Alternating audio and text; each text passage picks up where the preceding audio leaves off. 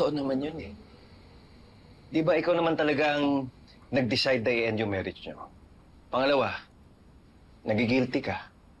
Bakit ako magigilty? Pare, dapat siya ang mag-guilty. Nakakalimutan mo ba? Niloko niya ako. Pare, matagal nang nangyari yun. Tsaka pinagdusahan na yun in many ways. Bakit magalit na galit ka pa rin kay Carol hanggang ngayon? Unless what? Unless pinagsisisihan mo na pinawalang bisa mo yung kasal niyo. Of course not. Hindi ko pinagsisisihan yon. I mean, that's the logical thing to do. Paano ko pakikisama ng isang asawa na pinagmukha kong tanga? Tapos na kami ng Carolina na yon. Matagal na. Si Leah na nagko-connect sa amin. And if not for her, hindi ako magtsatsagang pakisamaan yung manlolokong yun.